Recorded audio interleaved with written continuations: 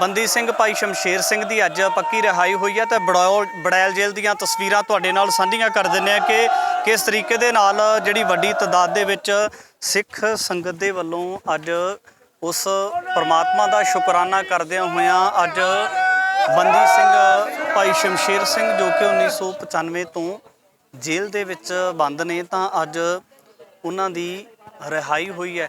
ਇਹ ਬੜੈਲ ਜੇਲ੍ਹ ਚੰਡੀਗੜ੍ਹ ਦੀਆਂ ਤਸਵੀਰਾਂ ਤੁਹਾਡੇ ਨਾਲ ਸਾਂਝੀਆਂ ਕਰ ਰਹੇ ਹਾਂ ਔਰ ਕਿਸ ਤਰੀਕੇ ਦੇ ਨਾਲ ਅੱਜ ਦੇਖਿਆ ਜਾ ਸਕਦਾ ਹੈ ਕਿ ਸਿੱਖ ਸੰਗਤ ਦੇ ਮਨਾਂ ਦੇ ਵਿੱਚ ਇੱਕ ਵੱਡਾ ਖੁਸ਼ੀ ਦਾ ਦਿਨ ਕਿਹਾ ਜਾ ਸਕਦਾ ਹੈ, ਖੁਸ਼ੀ ਦਾ ਸਮਾਂ ਹੈ ਕਿਉਂਕਿ ਲੰਬੇ ਸਮੇਂ ਤੋਂ ਸੰਗਤ ਦੀਆਂ ਅਰਦਾਸਾਂ ਸੀ, ਚਾਹੇ ਉਹ ਕੌਮੀ ਇਨਸਾਫ ਮੋਰਚੇ ਦੀ ਚਾਹੇ ਇਸ ਤੋਂ ਪਹਿਲਾਂ ਦੀ ਗੱਲ ਹੋਵੇ ਜਿਸ ਤਰੀਕੇ ਦੇ ਨਾਲ ਬੰਦੀ ਸਿੰਘਾਂ ਦੀ ਰਿਹਾਈ ਨੂੰ ਲੈ ਕੇ ਹੋਰ ਸਿੱਖਾਂ ਦੀਆਂ ਵੱਡੀਆਂ ਪ੍ਰਮੁੱਖ ਮੰਗਾਂ ਰਹੀਆਂ ਨੇ ਉਹਨੂੰ ਲੈ ਕੇ ਮੋਰਚੇ ਲੱਗਦੇ ਰਹੇ ਨੇ ਔਰ ਉਹਨਾਂ ਮੋਰਚਿਆਂ ਦੇ ਵਿੱਚ ਖਾਸ ਕਰ ਬੰਦੀ ਸਿੰਘਾਂ ਦੀ ਰਿਹਾਈ ਨੂੰ ਲੈ ਕੇ ਇੱਕ ਕਹਿ ਸਕਦੇ ਹਾਂ ਕਿ ਇਹ ਗੱਲ ਰਹੀ ਹੈ ਕਿ ਕਿਸ ਤਰੀਕੇ ਦੇ ਨਾਲ ਕਦੋਂ ਰਿਹਾਈ ਹੋਵੇਗੀ ਤੇ ਬਿਲਕੁਲ ਅੱਜ ਉਹੀ ਖੁਸ਼ੀ ਦਾ ਪਲ ਅੱਜ ਉਹੀ ਖੁਸ਼ੀ ਵਾਲਾ ਜਿਹੜਾ ਸਮਾਂ ਹੈ ਉਹ ਤਸਵੀਰਾਂ ਦੇ ਵਿੱਚ ਤੁਹਾਡੇ ਨਾਲ ਸਾਂਝਾ ਕਰ ਰਹੇ ਕਿ ਇੱਕ ਪਾਸੇ ਸੰਗਤ ਖੜੀ ਹੋਈ ਹੈ ਸਰੋਪਾਓ ਲੈ ਕੇ ਅਤੇ ਵੱਖ-ਵੱਖ ਤਰੀਕਿਆਂ ਦੇ ਨਾਲ ਵਕੀਲਾਂ ਦੀ ਗੱਲ ਹੋਵੇ, ਸੰਗਤ ਦੀ ਗੱਲ ਹੋਵੇ ਜਾਂ ਮੋਰਚੇ ਦੇ ਆਗੂਆਂ ਦੀ ਗੱਲ ਹੋਵੇ,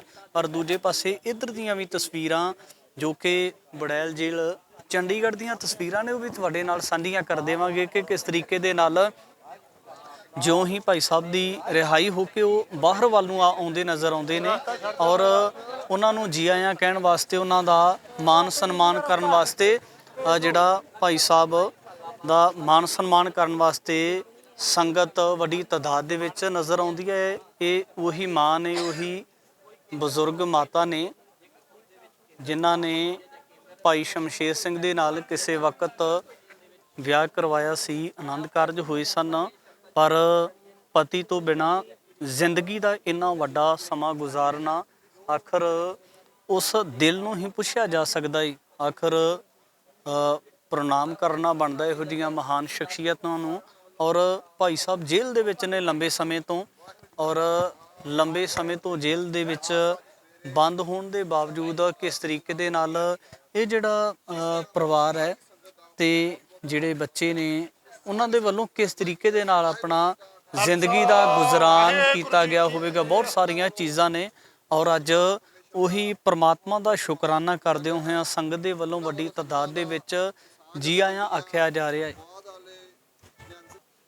28 ਸਾਲ ਬਾਅਦ ਭਾਈ ਸ਼ਮਸ਼ੇਰ ਸਿੰਘ ਅੱਜ ਜੇਲ੍ਹ ਤੋਂ ਬਾਹਰ ਆ ਰਹੇ ਨੇ ਔਰ ਇਹ ਜਿਹੜੀਆਂ ਤਮਾਮ ਸਾਰੀਆਂ ਤਸਵੀਰਾਂ ਨੇ ਤੁਹਾਡੇ ਨਾਲ ਸਾਂਝੀਆਂ ਕਰ ਦਿੰਦੇ ਆ ਕਿ ਕਿਸ ਤਰੀਕੇ ਦੇ ਨਾਲ ਭਾਈ ਸਾਹਿਬ ਅੱਜ ਜੇਲ੍ਹ ਤੋਂ ਬਾਹਰ ਆਏ ਨੇ। ਇਹ ਵੱਡੀਆਂ ਵਡਮੁੱਲੀਆਂ ਤਸਵੀਰਾਂ ਤੁਹਾਡੇ ਨਾਲ ਸਾਂਝੀਆਂ ਕਰ ਰਹੇ ਹਾਂ ਔਰ ਇੱਕ ਖੁਸ਼ੀ ਦਾ ਇਹ ਸੁਹਾਵਣਾ ਸਮਾਂ ਹੈ। ਸੰਗਤ ਦੇ ਵੱਲੋਂ ਜੈਕਾਰੇ ਛੱਡੇ ਜਾ ਰਹੇ ਨੇ। ਇਸ ਖੁਸ਼ੀ ਦੇ ਸੁਹਾਵਣੇ ਸਮੇਂ ਦੇ ਵਿੱਚ ਭਾਈ ਸਾਹਿਬ ਦਾ ਮਾਨ ਸਤਿਕਾਰ ਕੀਤਾ ਜਾ ਰਿਹਾ ਹੈ, ਜੀ ਆਇਆਂ ਆਖਿਆ ਜਾ ਰਿਹਾ ਹੈ ਅਤੇ ਬੋਲੇ ਸੋ ਨਿਹਾਲ ਸਤਿ ਸ੍ਰੀ ਅਕਾਲ ਦੇ ਜੈਕਾਰੇ ਸੰਗਤ ਦੇ ਵੱਲੋਂ ਗਜਾਏ ਜਾ ਰਹੇ ਨੇ। ਇਹ ਖੁਸ਼ੀ ਦੀਆਂ ਤਸਵੀਰਾਂ ਟੀਵੀ 84 ਦੇ ਮਾਧਿਅਮ ਦੇ ਰਾਹੀਂ ਬੰਦੀ ਸਿੰਘ ਭਾਈ ਸ਼ਮਸ਼ੇਰ ਸਿੰਘ ਦੀ ਰਿਹਾਈ ਦੀਆਂ ਤੁਹਾਡੇ ਨਾਲ ਸਾਂਝੀਆਂ ਕਰ ਰਹੇ ਹਾਂ। ਸ਼ਮਸ਼ੇਰ ਸਿੰਘ ਭਾਈ ਸ਼ਮਸ਼ੇਰ ਸਿੰਘ ਜਿੰਦਾਬਾਦ ਬੋਲੇ ਸੋ ਨਿਹਾਲ ਰਾਜ ਕਰੇਗਾ ਰਾਜ ਕਰੇਗਾ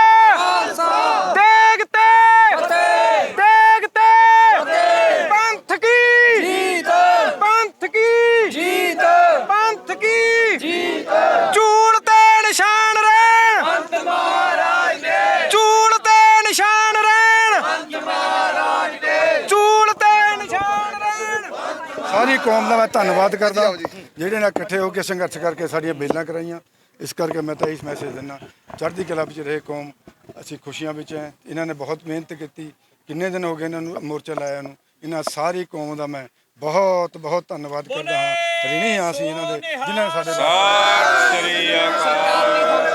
ਕਾਰਵਾਈ ਨੂੰ ਕਿਵੇਂ ਦੇਖਦੇ ਹੋ? ਸਰਕਾਰ ਸਾਡੇ ਨਾਲ ਧੱਕਾ ਹੀ ਕਰਿਆ। ਉਹਨਾਂ ਨੇ 14 ਸਾਲ ਬਾਅਦ ਛੱਡਣਾ ਤਾਂ, ਲੇਕਿਨ 28 ਸਾਲ ਹੋ ਗਏ ਸਾਨੂੰ ਤਾਂ ਛੁੱਟੀਆਂ ਵੀ ਜਾ ਰਹੇ, ਕੋਈ ਸਾਡੀ ਕੋਈ ਕੰਪਲੇਂਟ ਨਹੀਂ ਹੈ। ਤਾਂ ਹੁਣ ਸਰਕਾਰਾਂ ਨੂੰ ਆਪ ਸੋਚਣਾ ਚਾਹੀਦਾ। ਅਸੀਂ ਕਿਆ ਕਰੀਏ, ਸ਼ਰਮ ਹੀ ਦਿਖਿਆ ਕਿ ਉਹਨੇ ਸਾਡੇ ਗੱਲ ਧੱਕਾ ਹੀ। ਠੀਕ ਹੈ ਜੀ, ਠੀਕ ਹੈ। ਜਾਓਗੇ ਹੁਣ ਤੁਸੀਂ? ਦੇਖੋ ਮੋਰਚਾ ਇਹਨਾਂ ਨੇ ਲਾਇਆ ਸਿੰਘਾਂ ਨੇ, ਇਹ ਆਪਣੇ ਜੋ ਚਲਾ ਰਹੇ ਸਾਡੀ ਬੇਲ ਹੋਈ ਹੈ ਉਸ ਤੋਂ ਬਾਅਦ ਅਸੀਂ ਕਿਹੜੀਆਂ ਸ਼ਰਤਾਂ ਜਿਹੜੀਆਂ ਤੁਹਾਡੇ ਉੱਪਰ ਲਗਾਈਆਂ ਗਈਆਂ? ਕੋਈ ਸ਼ਰਤ ਨਹੀਂ ਹੈ ਜੀ ਹੁਣ ਇਸ ਟਾਈਮ ਕੋਈ ਸ਼ਰਤ ਨਹੀਂ ਹੈ। ਜਾਂ ਛੁੱਟੀ ਹੁੰਦੀ ਤੇ ਜਾਂ ਸਾਨੂੰ ਸ਼ਰਤਾਂ ਦੀ ਵੀ ਹਾਜ਼ਰੀ ਲਾਉਣੀ। ਹੁਣ ਤੇ ਕੋਈ ਸੰਘਰਸ਼ ਤੁਸੀਂ ਵੀ ਕਰੋਗੇ ਹੁਣ ਬਾਕੀ ਬੰਦੀ ਸਿੰਘਾਂ ਦੀ ਰਿਹਾਈ ਦੇ ਲਈ? ਨਹੀਂ, ਸੰਘਰਸ਼ ਤਾਂ ਕੌਮ ਕਰ ਰਹੀ, ਕੌਮਾਂ ਦੇ ਵਿੱਚ ਮੈਂ ਵੀ ਆ ਗਿਆ। ਮੈਂ ਕੋਈ ਇਕੱਲਾ ਤਾਂ ਨਹੀਂ ਕਰਦਾ, ਕੌਮ ਕਰ ਰਹੀ ਹੈ, ਇਹਨਾਂ ਦੇ ਨਾਲ ਅਸੀਂ ਅੰਬ ਸਾਹਿਬ ਜਾਣਾ, ਉੱਥੇ ਮੱਥਾ ਟੇਕਣਾ। ਬਿਲਕੁਲ ਭਾਈ ਸ਼ਮਸ਼ੇਰ ਸਿੰਘ ਜੇਲ੍ਹ ਤੋਂ ਬਾਹਰ ਆਏ ਨੇ ਲੰਬੇ ਸਮੇਂ ਬਾਅਦ ਤੇ ਤਸਵੀਰਾਂ ਤੁਹਾਡੇ ਨਾਲ ਸਾਂਝੀਆਂ ਕਰ ਰਹੇ ਹਾਂ ਕਿ ਕਿਸ ਤਰੀਕੇ ਦੇ ਨਾਲ ਸੰਗਤ ਦੇ ਵੱਲੋਂ ਖੁਸ਼ੀ ਦਾ ਇਜ਼ਹਾਰ ਕੀਤਾ ਜਾ ਰਿਹਾ ਹੈ। ਇਹ ਤਸਵੀਰਾਂ ਦੇ ਵਿੱਚ ਦੇਖ ਸਕਦੇ ਹੋ ਔਰ ਕਿਸ ਤਰੀਕੇ ਦੇ ਨਾਲ ਭਾਈ ਸ਼ਮਸ਼ੇਰ ਸਿੰਘ ਦੀ ਰਿਹਾਈ ਲੰਬੇ ਸਮੇਂ ਬਾਅਦ ਜਿਹੜੀਆਂ ਤਸਵੀਰਾਂ ਦੇਖਣ ਨੂੰ ਮਿਲੀਆਂ ਕਿ ਸੰਗਤ ਭਾਵੁਕ ਹੁੰਦੀ ਨਜ਼ਰ ਆਉਂਦੀ ਹੈ। ਉਹੀ ਵਕੀਲ, ਉਹੀ ਸੰਗਤ, ਉਹੀ ਮਾਣ ਸਤਿਕਾਰ ਭਾਈ ਸਾਹਿਬ ਦਾ ਕੀਤਾ ਜਾ ਰਿਹਾ ਹੈ।